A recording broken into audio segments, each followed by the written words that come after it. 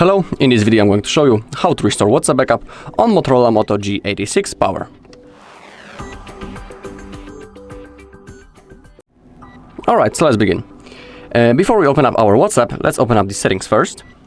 And in here, simply scroll down, go into the Google, and make sure that you're logged in into proper Google account. You need to be logged in into the same Google account on which you made the backup before, because if you will be logged in into other Google account, there's a chance that you won't be able to restore your chat. So simply make sure that you are logged in into proper account. Now we can simply open up the WhatsApp. Now click on agree and continue. We can click on allow to send us the notifications, and now we need to type our phone number in this bar.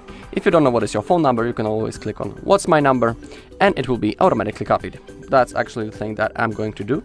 Hit on what's my number, then hit on next, and now we need to verify our phone number. We have two methods how we can do it. We can use the code from the SMS message or use the missed call. I always pick the missed call because it works really fast, and sometimes receiving the message takes a little bit longer. Okay, and once we have verified our phone number, something like that appears. Restore your chats. Below we can see the date on which we made the last backup.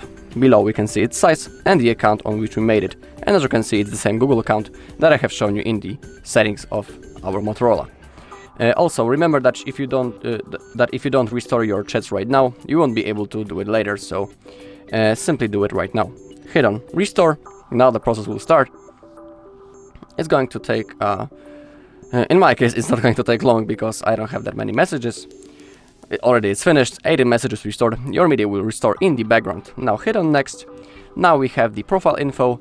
In here simply type your name, and if you are interested in changing the profile photo, hit the green plus icon. Then hit next. Alright, and now as you take a look, all of the messages, including the videos and the photos, has been successfully restored on our Motorola. Alright, and that's all in this video. Thank you all for watching. If you found this video helpful, please leave a like, comment and subscribe.